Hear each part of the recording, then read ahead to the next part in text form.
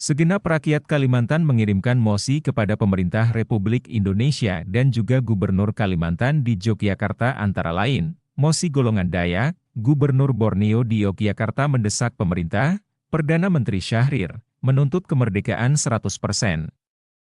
Kalau tidak golongan rakyat Otdanum Dayak akan mengadakan pemberontakan, atas nama seluruh golongan Dayak Kalimantan utusan Dayak, mosi rakyat Indonesia di Pangkalan Bun, Ibu Kota Daerah, Istimewa Kota Waringin, pada tanggal 17 Desember 1945, bertepatan dengan hari berdirinya Negara Republik Indonesia.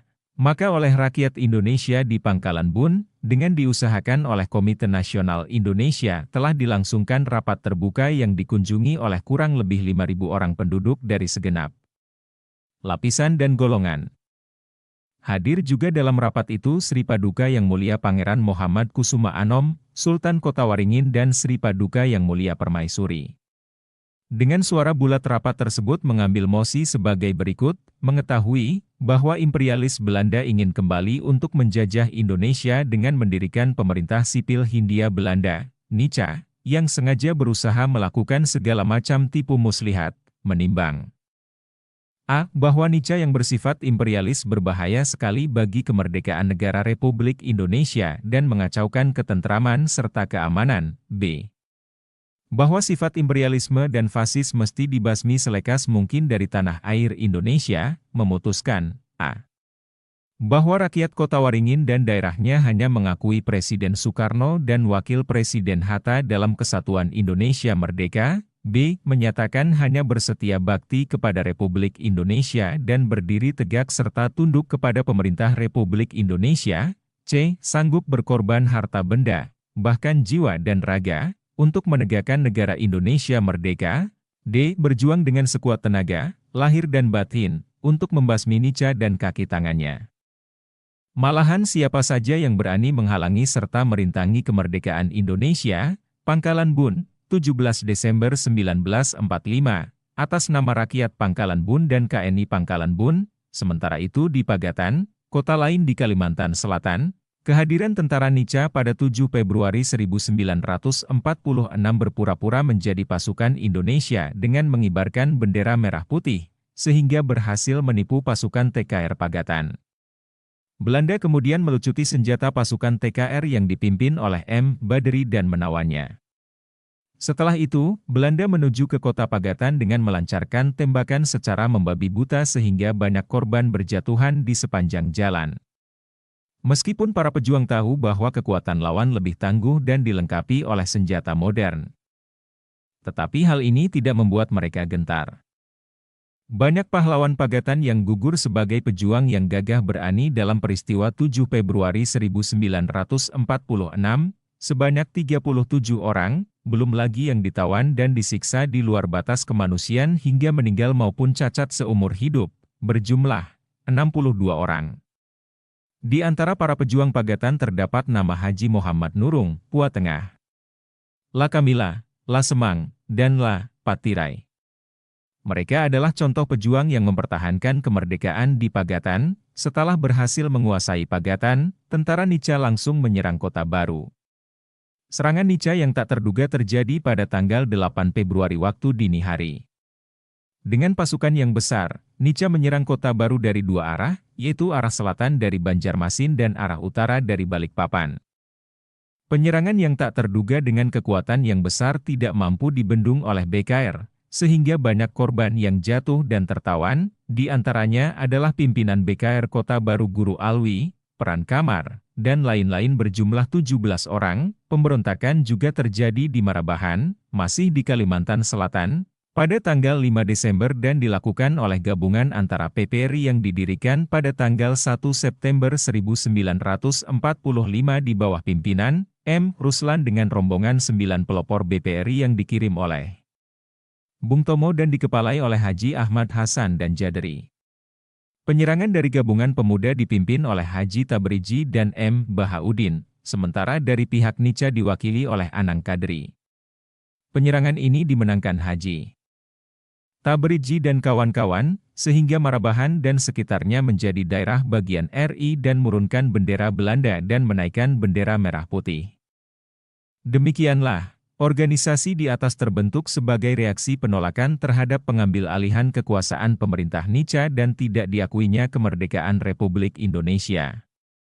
Nica mulai melakukan penangkapan terhadap para tokoh pejuang dan memasukkan mereka ke penjara di Banjarmasin.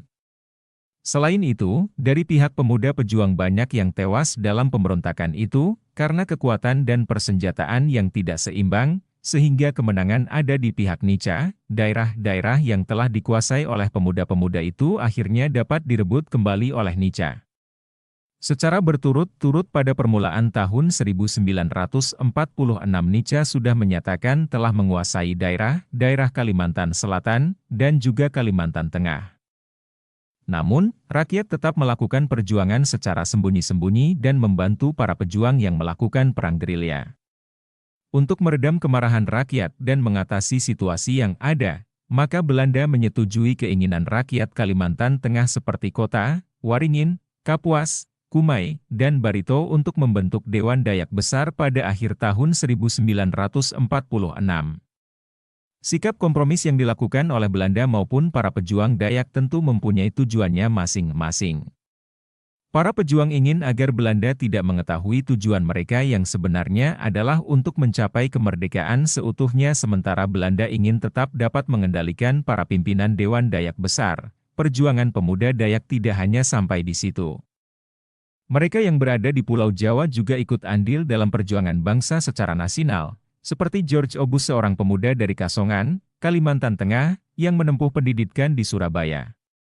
Dia mengabdikan dirinya untuk perjuangan bangsanya. Sepak terjang George Obus tidak diragukan lagi dalam organisasi politik yang tumbuh di Surabaya. Sebagai Komisaris Pemuda Borneo Surabaya, dia diutus menjadi perwakilan Kalimantan dalam Kongres Pemuda 28 Oktober 1928. George Obus ikut berjuang dalam penyerangan sengit di Hotel Orange terhadap pemerintah Jepang pada tanggal 19 September 1945. Selain itu, George Obus juga berperan dalam pengiriman ekspedisi ke Kalimantan dan berjuang dalam pertempuran 10 November 1945 di Surabaya. Awal Januari tahun 1945, Sekutu sudah melakukan serangan udara di Kalimantan Timur sehingga banyak pesawat Jepang yang tidak bisa mendarat di Sepinggan, Manggar, dan Lamuru. Begitu juga pesawat Catelina yang biasa mendarat di lautan menjadi lenyap karena serangan tersebut. Ditambah lagi, pada awal Mei serangan mortir dan meriam juga datang dari laut, sehingga keadaan Balikpapan sangat mencekam.